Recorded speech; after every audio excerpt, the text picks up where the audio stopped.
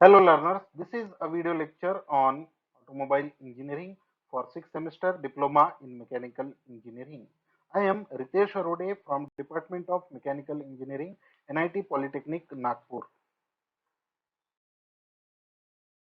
In this video lecture, we are going to learn about air brake या pneumatic brake. तो air brake और pneumatic break किस तरह से काम करती है उसके बारे में हम लोग सीखेंगे, कहाँ पे एप्लीकेशन होती है वो हम लोग देखेंगे। तो इस वीडियो लेक्चर को शुरू करते हैं। तो सबसे पहले देखेंगे लर्निंग आउटकम क्या है। तो सबसे पहला लर्निंग आउटकम जो हमारा है, इस वीडियो को कंप्लीट करने के बाद आप सिलेक्ट कर पाएंगे सुटेबल ब्रेकिंग सिस्टम। तो हम लोग ब्रेकिंग सिस्टम के बारे में पढ़ रहे हैं। तो अभी तक हम लोगों ने hydraulic brake, mechanical brake, drum brake, disc brake के बारे में पढ़ा हुआ है। तो ड्रम ब्रेक मैकेनिकली कैसे कंट्रोल की जाती है वो हम लोगों ने देखा। डिस्क ब्रेक हम लोगों ने सीखा है।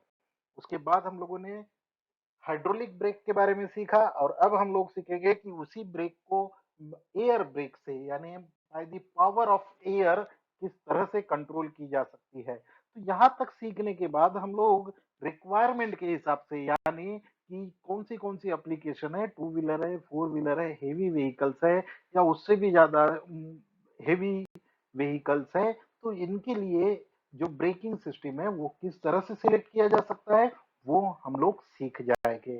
साथ ही साथ हम लोग कंस्ट्रक्शन और वर्किंग सीखने वाले हैं एयर ब्रेक का। तो ये हमारा इस वीडियो लेक्चर का आउटकम होगा।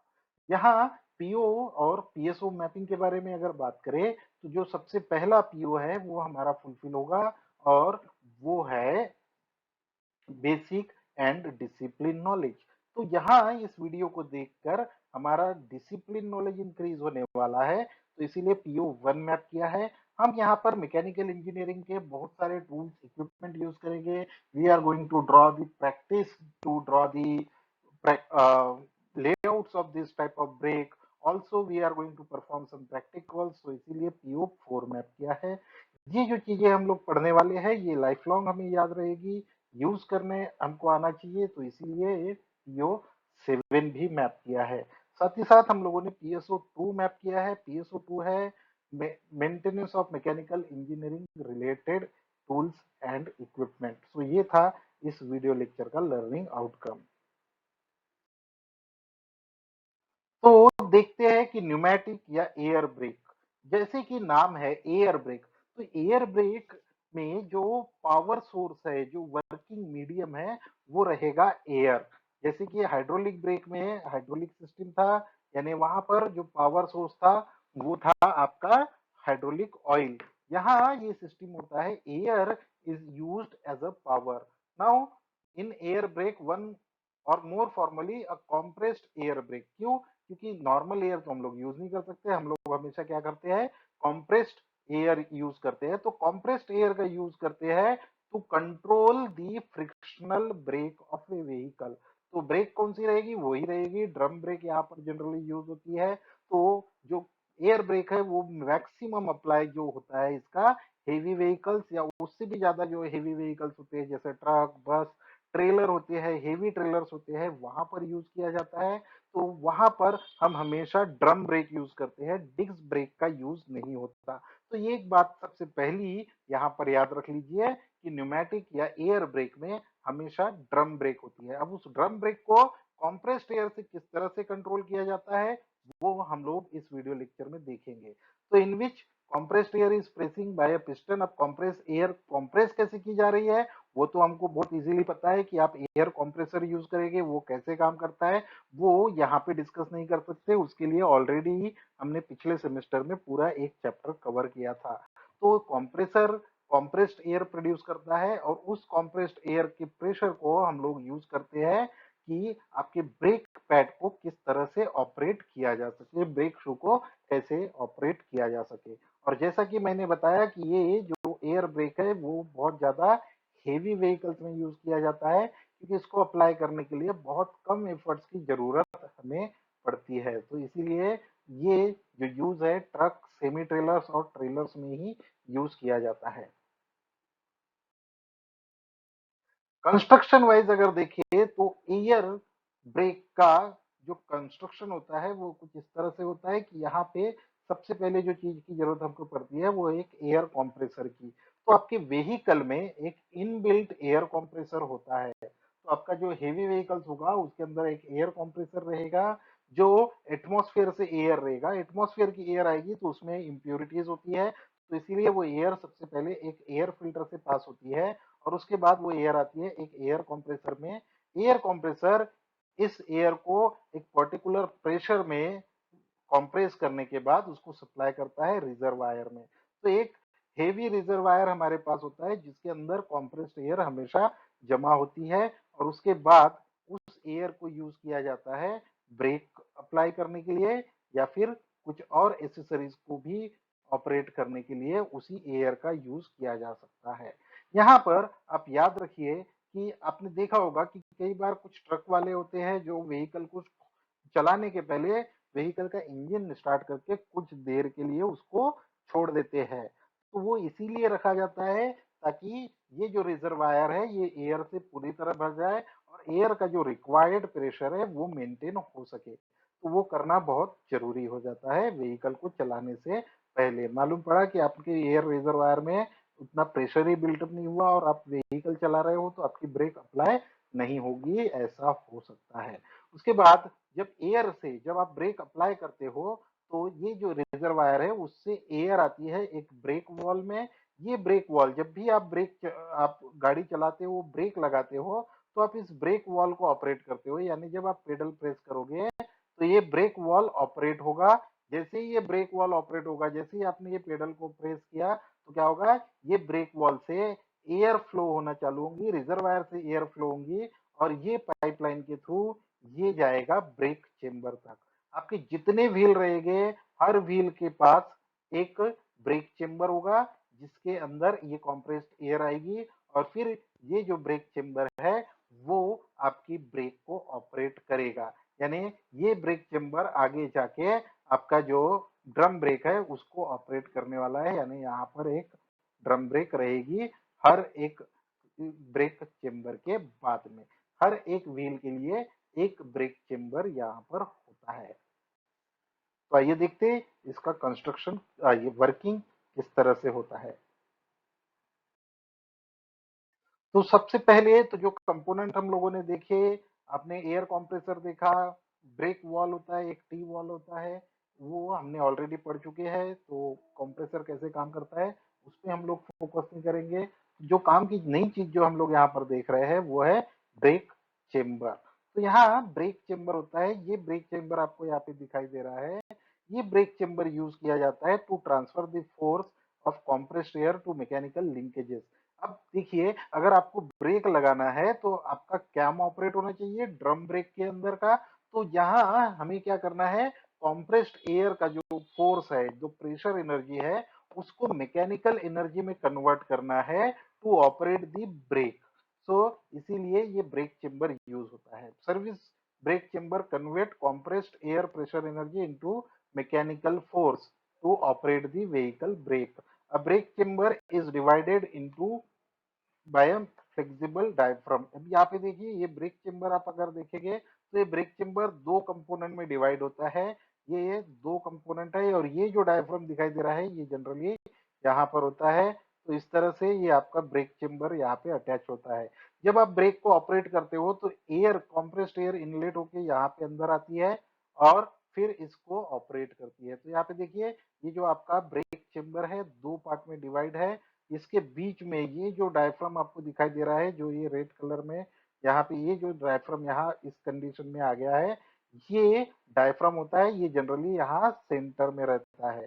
जब आप ब्रेक ऑपरेट करते हैं तब ये इसकी कंडीशन चेंज होती है।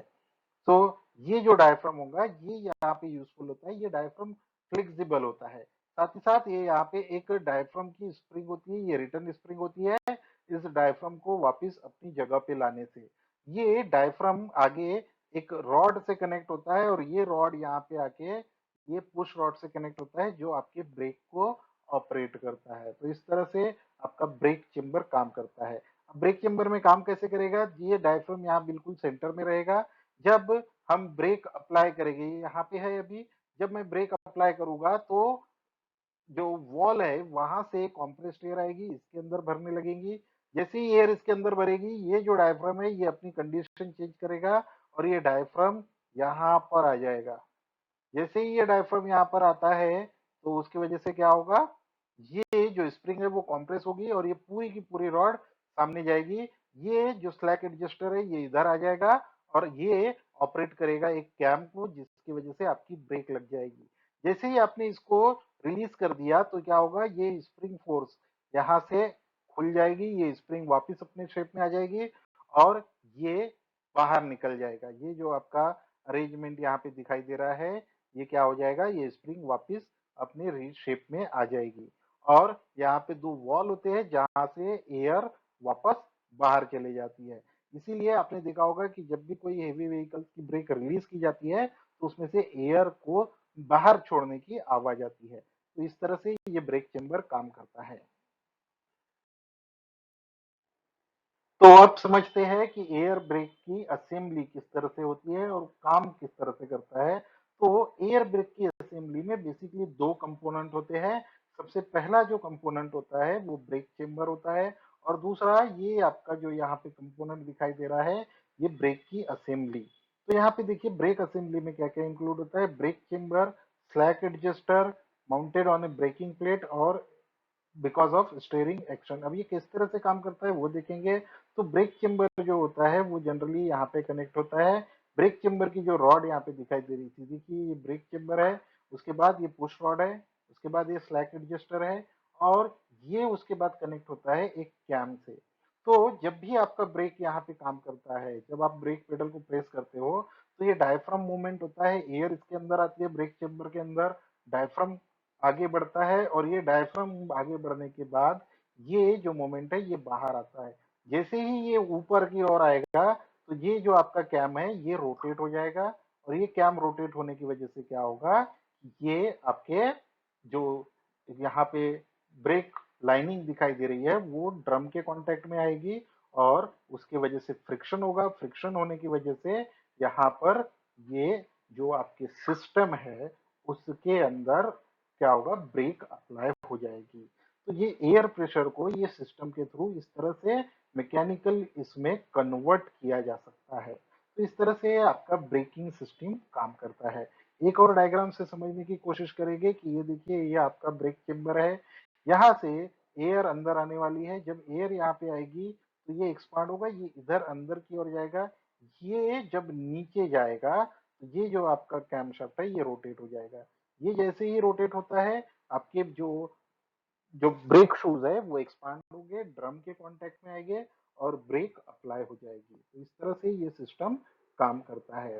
और जैसे ही आपने ब्रेक रिलीज कर दी तो एयर वापस फ्लो हो जाती है, ये जो स्प्रिंग है ये वापस एक्सपांड कर जाती है और ये एक्सपांड होने की वजह से यहाँ से जो एयर होती है वो एटमॉस्फेयर में रिलीज हो जाती है। तो इस तरह से ये आपका एयर ब्रेक असेंबली काम करता है। तो ये हर व्हील के लिए अलग अलग असेंबली होती है, हर व्हील के लिए अलग ब्रेक चेम्बर काम में आता है।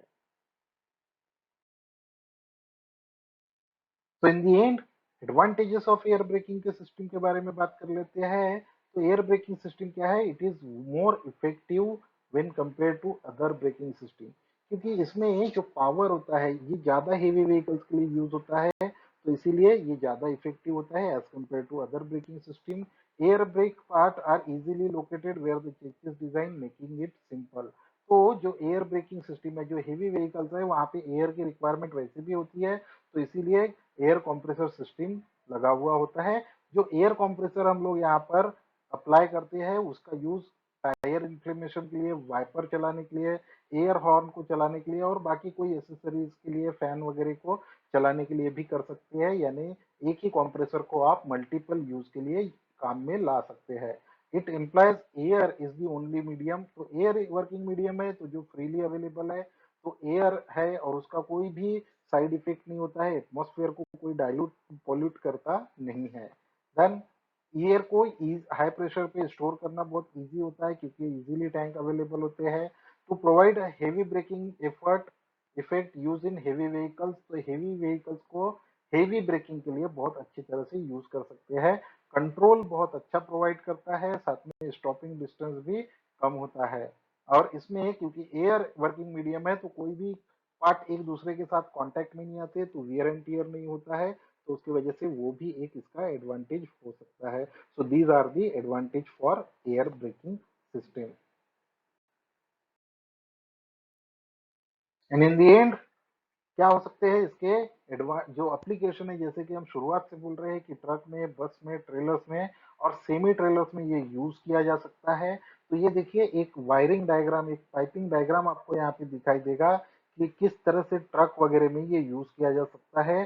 तो यहाँ पे एक 6 व्हील ट्रक के बारे में हम बात कर रहे हैं। तो ये फ्रंट में 2 व्हील रहते हैं, पीछे में दो दो व्हील करके 4 व्हील होते हैं टोटल। तो यहाँ पे देखिए सिस्टम किस तरह से काम कर रहा है। सबसे पहले तो ब्रेक वॉल है, ये गेज है जो प्रेशर आपको डैशबोर्ड में बताता है कि ये टेम्परेचर, इसका प्रेशर कितना है। उसके बाद ये रिजर्वायर है, तो एयर कंप्रेस होगी और ये रिजर्वायर में भरती जाएगी। तो ये कंप्रेसर है, कंप्रेसर यहाँ से इसको यूज करके कंप्रेस्ड एयर यहाँ भरेगा।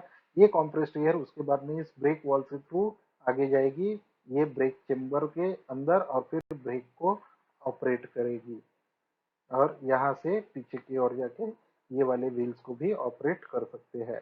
इस तरह से आपका एयर ब्रेकिंग सिस्टम काम करता है।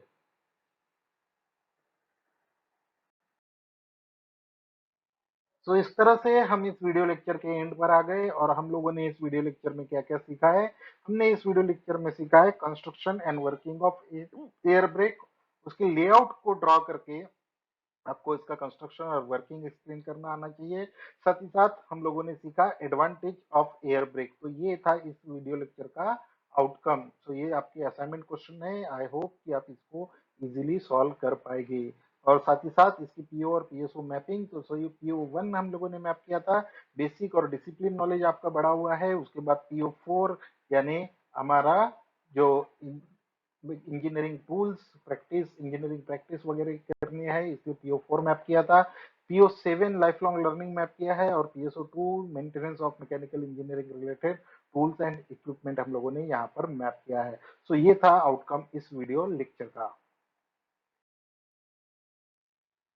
तो ये हम लोगों ने अभी तक के जितने वीडियो लेक्चर थे, हम लोगों ने ब्रेक के कंस्ट्रक्शन के बारे में देखा, ब्रेक, हाइड्रोलिक ब्रेक्स देखी, एयर ब्रेक्स देखी। अब एक सेफ्टी फीचर्स के बारे में बात करेंगे जिसका नाम है एबीएस, जो आजकल बहुत कॉमन हो चुका है। तो व्हीकल को सेफली चलाने के लिए जो व्हीकल के एक्सीडेंट होते हैं ड्यूरिंग ब्रेकिंग, ब्रेकिंग करने की वजह से कई बार व्हीकल फिसलते हैं, स्किड करते हैं, और वो स्किड करने के जो सिस्टम है वो क्यों होता है, और उसको एंटी लॉक ब्रेकिंग सिस्टम यानी एबीएस किस तरह से उसको सही करता है, किस तरह से उस चीज को सुधारता है, उसको अवॉइड करता है, वो हम लोग सीखेंगे आने वाले अगले वीडियो लेक्चर में। Till then keep learning, thank you.